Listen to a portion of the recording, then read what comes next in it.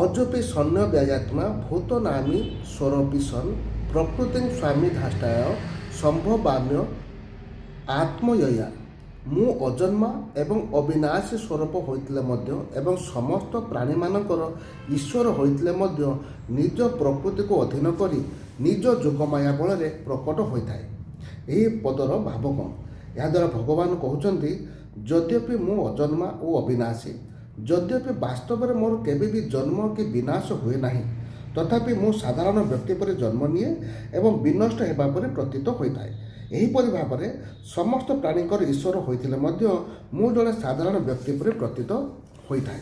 ଅଭିପ୍ରାୟ ଏହି ଯେ ମୋର ଅବତାର ତତ୍ତ୍ୱ ବୁଝିନଥିବା ଲୋକେ ମୁଁ ମତ୍ସ୍ୟ, କଚ୍ଛପ, ବରାହ ଓ ମନୁଷ୍ୟାଦି ରୂପରେ ପ୍ରକଟ ହେଲେ ମୋର ଜନ୍ମ ହୁଏ ବୋଲି ଭାବନ୍ତି ଏବଂ ମୁଁ ଅନ୍ତର୍ଧ୍ୟାନ ହୋଇଗଲେ ମୋର ବିନାଶ ହୋଇଗଲା ବୋଲି ଭାବନ୍ତି ତଥା ମୁଁ ସେହି ରୂପରେ ଦିବ୍ୟ ଲୀଳା କରୁଥିବା ବେଳେ ମୋତେ ନିଜ ପରି ସାଧାରଣ ବ୍ୟକ୍ତି ବୋଲି ବୁଝି ମୋର ଅବମାନନା ମଧ୍ୟ କରନ୍ତି।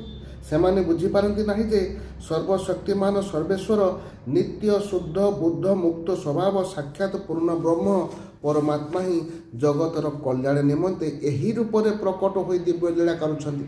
କାରଣ ମୁଁ ସେହି ସମୟରେ ନିଜର ଯୋଗ ମାୟାର ପରଦା ପଛରେ ଛପି ରହିଥାଏ।